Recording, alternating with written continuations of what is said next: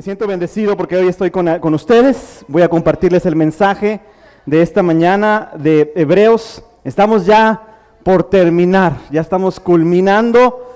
Es esta clase y otra clase más para ya terminar Hebreos. Ya me imagino que todos traemos aquí todo lo que Hebreos dice, ¿verdad?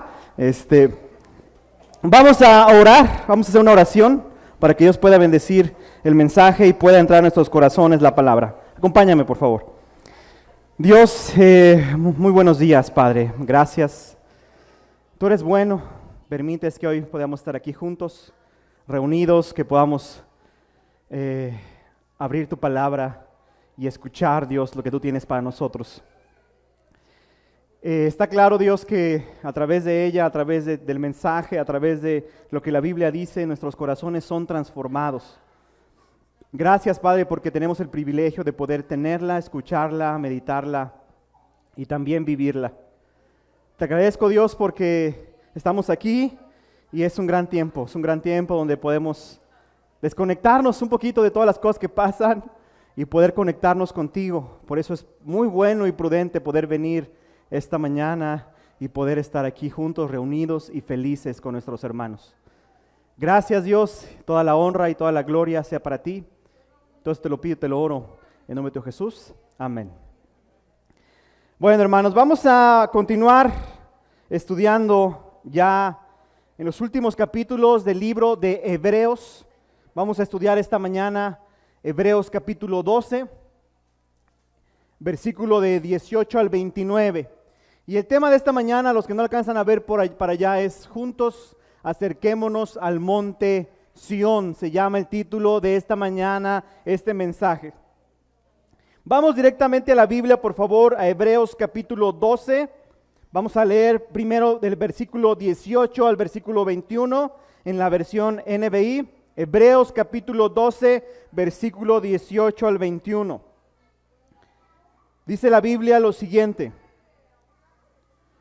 ustedes no se han acercado a una montaña que se pueda tocar o que esté ardiendo en fuego, ni a oscuridad, tinieblas o tormenta, ni a sonido de trompeta, ni a tal clamor de palabras de quienes los oyeron suplicaron que no se les hablara más, porque no podían soportar esta orden.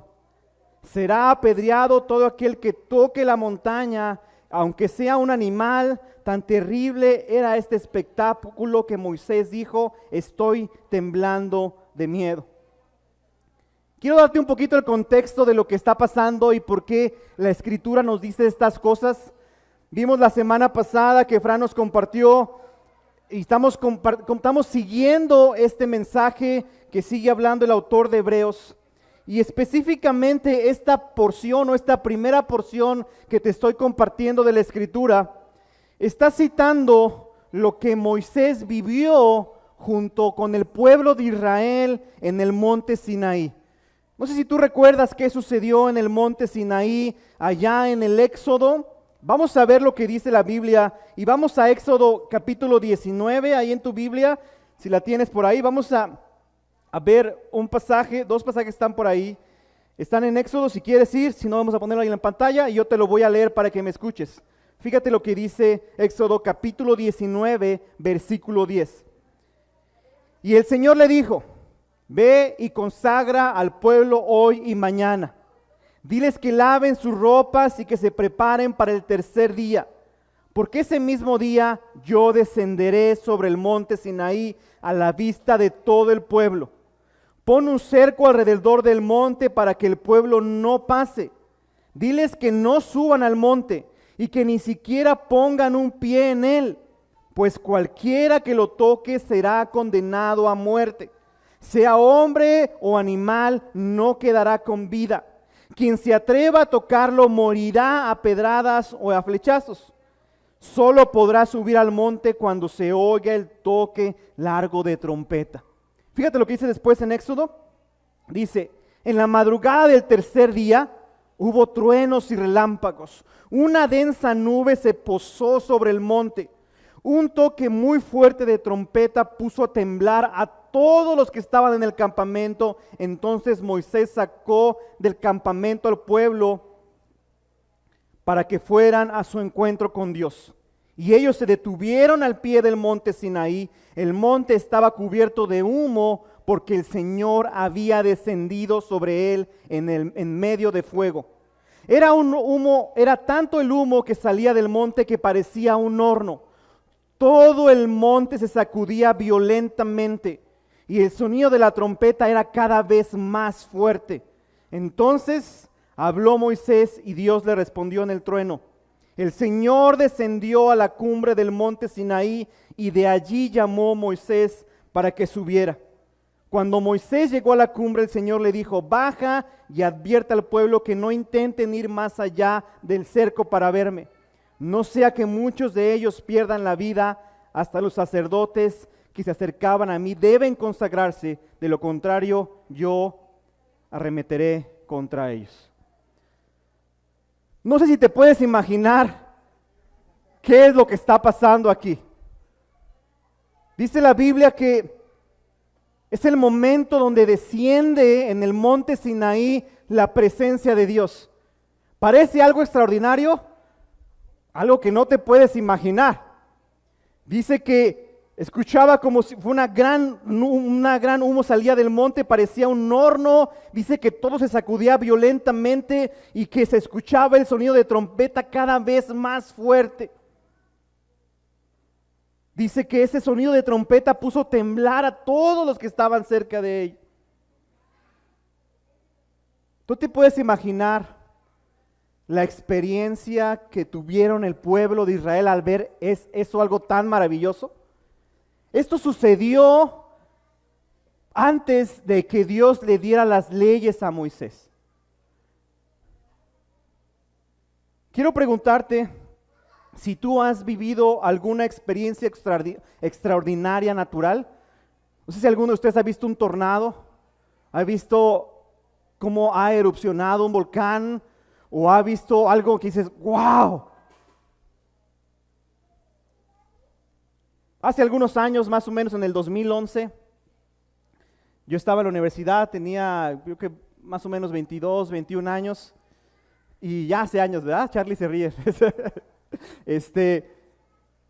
Pude ir un tiempo a estudiar durante un año a Santiago de Chile, y durante mi verano me aventé yo con mi mochila y me fui a conocer Argentina, ¿va? Con mi mochilota así, así, me fui a conocer Argentina.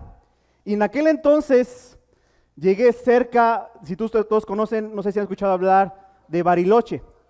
Para poder pasar de Argentina a Chile, pasé por un lugar, era en época de verano, y estaba algo muy hermoso. Y en ese entonces estaba haciendo erupción, no así grandemente, pero muy fuerte, un volcán, muy cerca de donde yo estaba.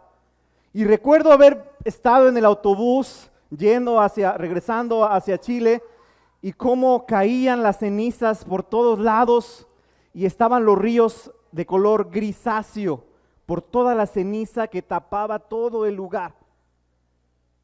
Para mí fue algo sorprendente, dije, wow, ¿qué está pasando? ¿Se va a acabar el mundo? Fue algo extraordinario. Yo esa experiencia que tuve la guardé en mi corazón y memoria, y todavía hoy recuerdo que dije, ¿qué está pasando aquí? Todavía estaba lloviendo y parecía todo un caos. Para los israelitas, el evento que sucedió en el Sinaí fue único y espectacular. No sé si tú te ha tocado o algún momento has vivido algo así, wow, esto no es algo normal, es algo espectacular en todo sentido.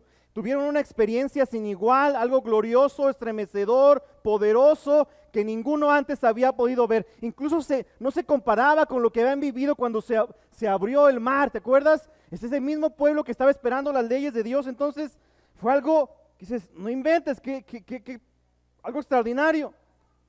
Como te decía, este evento fue la introducción en el momento en que Dios le da los mandamientos a los hombres y hace un pacto con ellos, ¿verdad? El primer pacto. Sinaí, entonces, ¿qué crees que significaba para los israelitas y para los judíos? Era el lugar donde Dios había descendido y les había dado las leyes para que ellos las siguieran. Evidentemente para los judíos el Sinaí, ese monte, era lugar santo, era un lugar sagrado. Dios había hecho ahí el pacto con su pueblo. En la mente del judío o del israelita, que alguien rechazara el Sinaí era algo inimaginable. ¿Cómo vas a rechazar el lugar y en el momento que Dios nos había proporcionado, verdad? Las leyes de Moisés que teníamos que seguir. Si alguien negaba la importancia del monte Sinaí, era negar su propia identidad como judío y a su pueblo y a sus promesas. Pero, ahí viene el contraste. Y ahorita vamos a seguir leyendo. ¿Recuerdas que lo que Hebreos nos está diciendo es que, y todo lo que viene diciendo en toda la carta, es que Jesús, ahora lo más importante es Jesús, que hay que darle importancia a lo que Jesús merece? Entonces, el hecho de que Jesús viniera y que el Evangelio nos ayudara a ver y entender que ahora nos debemos aferrar a Él. No hay nada más a lo que dicen Hebreos y lo que hemos visto en la Biblia, que debemos aferrarnos a Cristo. Debemos encontrar y hemos encontrado la libertad en Cristo y no en Moisés ni en las leyes, porque lo que hemos visto también es que el primer pacto cumplió su propósito. Las leyes, todo lo que se dio cumplió su propósito. Entonces, está ese dilema que hemos estado viendo todo este tiempo. Estos hebreos, para los que está escrito esta carta, estos hebreos del primer siglo fueron muy tentados a seguir aferrándose a lo que recordaban del monte Sinaí y a la ley que ellos habían tomado, que llevaba generaciones. Y probablemente escépticos a aceptar a Cristo. El autor de Hebreos, de forma muy puntual, les dice, ¿por qué? ¿Por qué se quieren aferrar a eso? Como un simbolismo, recordando que se están aferrando a las leyes. Para que tú me entiendas más claramente, porque a veces es un poco engorroso y dices, oye, ¿qué es lo que está diciendo este hombre? Está diciendo de forma muy puntual que ¿por qué creen que dejar de aferrarse a Sinaí es abandonar a Dios? Dice el autor, es que ya Dios ya no habla en el monte Sinaí, ya lo hizo una vez. Ahora Dios está hablando a través de su Hijo Jesucristo, cual Él mandó a la tierra. Lo que estaba diciendo el autor de Hebreos es que el aferrarse a Sinaí, si los hebreos se seguían aferrando a eso, estaban cometiendo el mismo error que cometieron sus antepasados cuando murieron en el desierto, ya que se rehusaron a escuchar la voz de Dios. ¿Recuerdas, verdad? Que esta generación que salió de Egipto no llegó a la tierra prometida. Está diciendo el autor de Hebreos, y si ustedes se aferran, ¿verdad? Se siguen aferrando al Sinaí, a las leyes, van a cometer el mismo error que sus antepasados. No se rehúsen a escuchar la voz de Dios. Bueno, entonces, ¿qué podemos entender con esto que nos está diciendo la Escritura y esta primera parte? No es la primera vez que el pueblo de Israel es escéptico de muchas formas, pero ¿qué podemos aprender nosotros viendo esto entonces? Muchos israelitas en el tiempo de Moisés, a pesar de haber visto aquel acontecimiento maravilloso en el Sinaí, decidieron no creer. ¿Tú recuerdas qué pasó después de que Moisés baja con las tablas, con los mandamientos? ¿Te acuerdas qué pasa? ¿Cómo los encuentran los israelitas? Adorando un becerro, hazme el favor. Después de ver algo tan maravilloso como la presencia de Dios estaba ahí en el monte y todo lo que estaba haciendo Dios para su favor y todo lo que los había sacado de Egipto, y ahí están ellos, ¿verdad? Decidieron no creer y dice la Biblia que murieron en el desierto. Tuvieron su recompensa al decidir no creer. Esto tiene una gran enseñanza para los hebreos, evidentemente, y también para nosotros. quiero que lo veas claramente y que lo entiendas claramente. Si no fijas tu mirada en Jesús, si no le das la importancia a Jesús que merece, ¿cuál crees que será nuestro destino? Podemos decir que sí nos importa nuestra salvación. ¿A quién sí le importa su salvación? ¿Sí te importa su salvación? A mí sí me importa. Si tú dices que te importa tu salvación, pero cuando no le das la importancia a las cosas espirituales en tu vida, ¿qué estás diciendo con tus actos? Que no te importa tanto. Cuando no decides darle importancia a tus reuniones de iglesia, ¿qué estás diciendo? No es tan importante a lo mejor. Cuando no pasas tu tiempo con Dios, ¿qué estás diciendo? No es tan importante. Entonces, con tus actos estás demostrando que no es tan importante tu salvación. Cuando no buscas conectar con otros y recibir ayuda espiritual, entonces estás diciendo con tus actos que no te interesa mucho las cosas espirituales. Recuerdo algo que mi papá me dijo cuando estaba joven. Me dice, cuando te importa algo, Josué, no, nadie tiene que levantar, tú te levantas solo. ¿No es cierto? Recuerdo la vez que, cuando fue la primera vez que yo fui a jugar fútbol en las fuerzas básicas ahí en Morelia, en Monarcas Morelia. Recuerdo que una temporada antes yo había sido campeón con mi equipito que tenía ahí de la colonia, de la cuadra, y recuerdo que un visor me dijo, Josué, te esperamos el día 15 de julio a tal hora, ¿no? Y para eso faltaban como 4 o 5 meses, yo tenía 15 años, ¿te imaginas? Cuando tienes 15 años, la verdad, muchas cosas no te importan, pero yo tenía en mi mente, 15 de julio, a tal hora. Y recuerdo haber dicho a mi papá, el 14 de julio, papá, es mañana, ¿me puedes llevar a probarme a las fuerzas básicas? Y algo que me importaba, ¿verdad? Es algo que quería lograr en ese entonces, me gustaba mucho el fútbol y quería poder probarme y poder jugar y poder ser profesional, ¿verdad? Podemos decir que nos importa nuestra salvación, pero en la realidad dejamos en duda muchas cosas de nuestras acciones.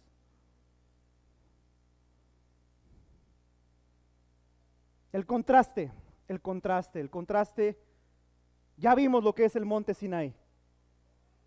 Ahora el contraste con el monte Sión. Vamos a Hebreos ahí, por favor, en tu Biblia. Hebreos capítulo 12, versículo 22 al 24. Dice la Biblia lo siguiente. Hebreos capítulo 12, versículo 22 al 24. Por el contrario, ustedes se han acercado al monte Sión, a la Jerusalén celestial, la ciudad del Dios viviente. Se han acercado a millares y a millares de ángeles, a una asamblea gozosa, a la iglesia de los primogénitos inscritos en el cielo. Se han acercado a Dios, al juez de todos, a los espíritus de los justos que han llegado a la perfección, a Jesús, al mediador de un nuevo pacto, y a la sangre rociada que había con más fuerza que la de Abel.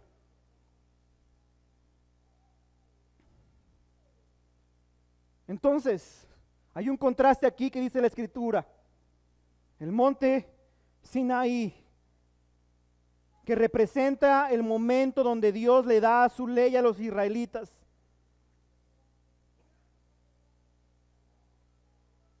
El autor nos dice que ahora Dios no se encuentra ahí.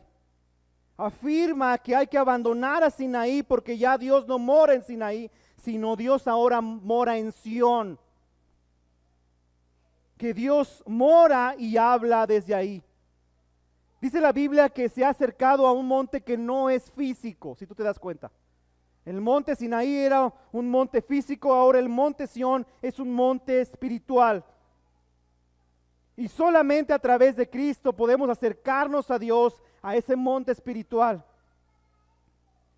Si tú te das cuenta, existe un contraste. Leímos ahorita, acabamos de leer que decía Dios al pueblo, no se vayan a acercar, al monte Sinai. No se les ocurra porque, ¿sí me explico? Y en contraste del monte Sión dice, acérquense, pueden acercarse.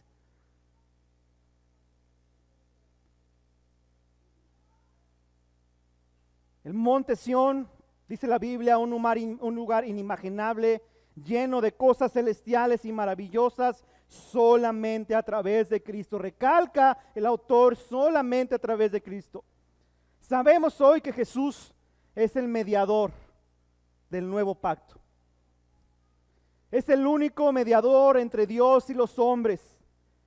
Y esta nueva condición que se nos podía Jesucristo debería haber sido el anhelo para todo judío en ese momento. ¿Por qué aferrarse al Sinaí, ese viejo pacto, y no te das cuenta de lo que puedes vivir hoy en día? Tú tienes la posibilidad, le dice Hebreos, entiéndanlo. ¿Por qué aferrarte al pasado? ¿Te imaginas? No sé si tú tuviste un teléfono de los Nokia, a los azules. ¿Te acuerdas? Que tenían la viborita de juego. No sé si jugaste eso. ¿Sí lo días? Imagínate aferrarte a ese Nokia y ya no tener tu smartphone el día de hoy. Qué necesidad, ¿no? Es la posibilidad que tenemos. Y dice, evidentemente en diferente escala, les dice Dios esto, pero ¿por qué? ¿Por qué si puedes ahora entrar al lugar santísimo? ¿Por qué si puedes conectar con Dios? ¿Quieres aferrarte a lo que nada que ver? ¿No te das cuenta la oportunidad que tienes? ¿Por qué decides aferrarte a lo pasado? ¿Y por qué a mejor aférrate al nuevo pacto, esta única oportunidad? Esto, ¿qué nos enseña a nosotros? A través de la Biblia nos damos cuenta que el nuevo pacto es infinitamente superior al primero. Lo que obtenemos a través de él es increíble. ¿No es increíble que tus pecados sean perdonados, que estés limpio? Para mí es algo increíble. Que puedas venir en arrepentimiento y fe a Dios y Él te perdone. Puedas comenzar de nuevo. ¿No es increíble, inigualable poder estar en el lugar donde mora Dios, Jesús y los ángeles? Poder entrar en su presencia. ¿Cómo poder dejar ir esta oportunidad?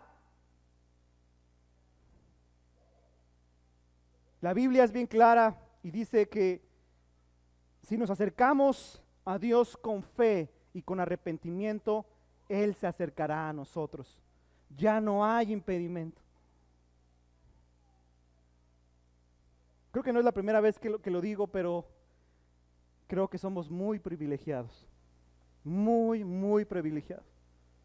Tú puedes irte a tu cuarto, hincarte, orarle a Dios y dice la Biblia que Él te escucha. En cualquier momento. Si tú vas con un corazón arrepentido y con fe, es obvio que Dios te escucha, dice la Biblia. Vivimos en un momento de un gran privilegio y debemos apreciar el privilegio que hoy tenemos.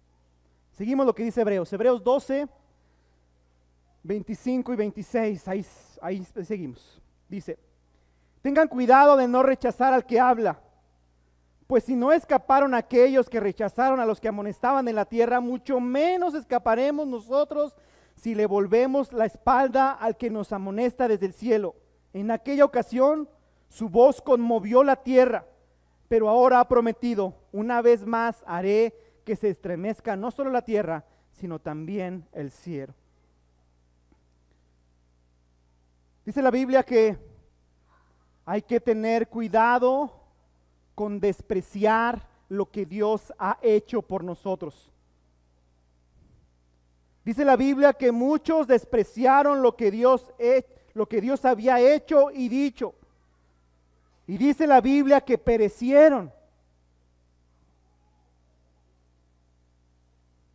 Hemos hablado aquí en el púlpito y la Biblia lo dice que si Dios ha hablado, pues hay que escucharle.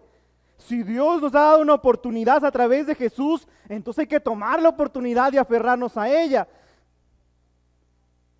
Dios, a través de su amor tan grande y maravilloso, nos ha dado una oportunidad. No la despreciemos. Tomémosla con humildad y con fe. Gran oportunidad que nos ha dado Dios. Recuerdo que Dios me permitió, hablando otra vez del fútbol, normalmente no hablo mucho del fútbol cuando yo estuve jugando, ¿verdad? Pero creo que es algo prudente. Recuerdo que tuve la oportunidad de jugar fútbol durante como por 4 años más o menos, desde los 15 a los 19. Y gracias a Dios pude conocer muchos lugares, pude conocer a mucha gente, pude experimentar muchas cosas muy buenas. Pero ¿te imaginas si no me hubiera levantado ese 15 de julio a ir a probarme a ese lugar? Hubiera perdido esa oportunidad. Lamentaría no haber tomado esa oportunidad para mi vida y experimentar todo lo que experimenté en el fútbol, porque en ese momento el fútbol era todo para mí. Entonces no quería nada más. Seguramente me hubiera sentido muy triste por no haber intentado poder lograr. Y una de las cosas que más retumba en mi corazón y en mi mente es que, ¿qué sentirías si al final de tus días te dieras cuenta que no aprovechaste la gracia de Dios? ¿Qué sentirías al final de tus días que no aprovechaste y despreciaste la oportunidad que Dios te había concedido? Ya a lo mejor enfermo, en cama, o a lo mejor en un instante, porque la vida es un instante, pensarías en tu lecho de muerte: ¿qué hice? ¿Por qué no aproveché? ¿Por qué no me hinqué? ¿Por qué no tuve una relación con Dios? ¿Por qué no me arrepentí? ¿Por qué no di mi corazón? ¿Por qué no instruí a mis hijos? ¿Por qué no tuve una vida distinta? Te aseguro que muchas personas en su lecho de muerte piensan: ¿qué hice con mi vida?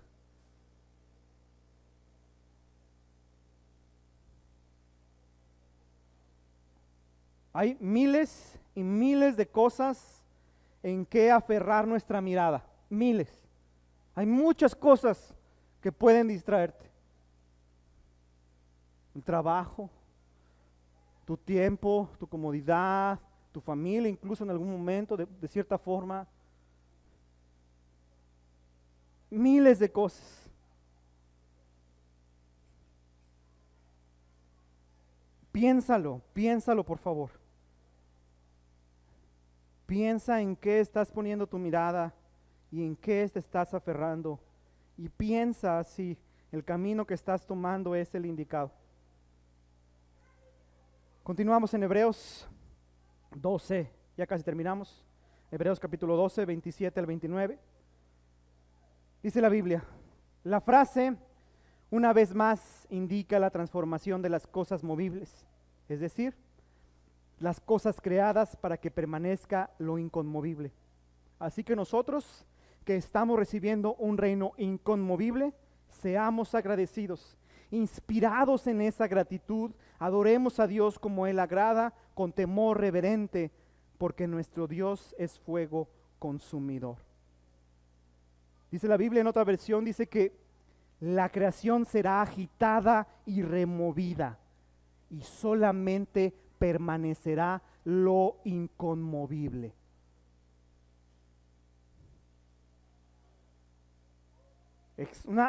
Para mí es una exhortación muy clara. Llegará el momento donde todo será agitado y removido y solamente lo inconmovible se mantendrá. Lo que Dios ha dado al hombre no es cualquier cosa.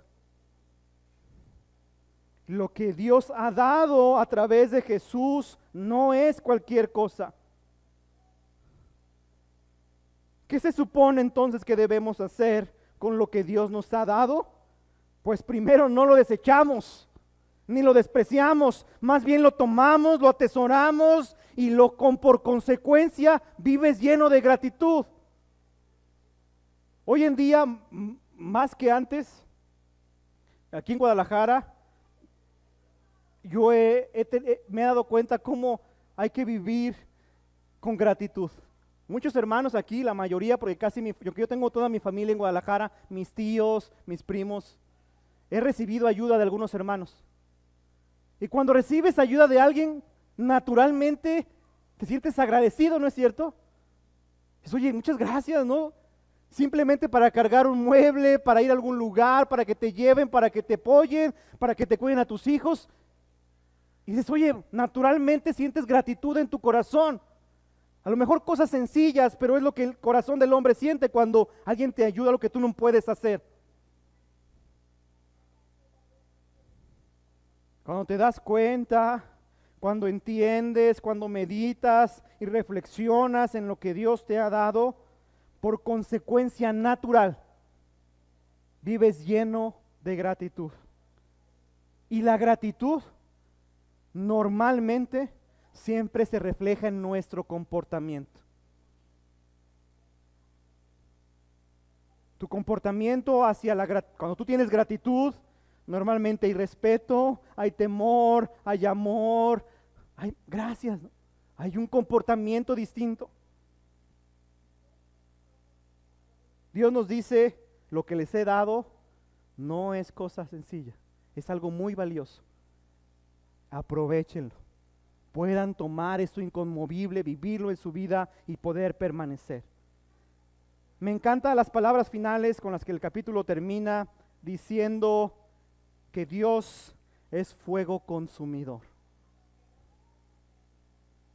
Dice la Biblia, otras versiones dice, porque Dios es un fuego que todo lo consume.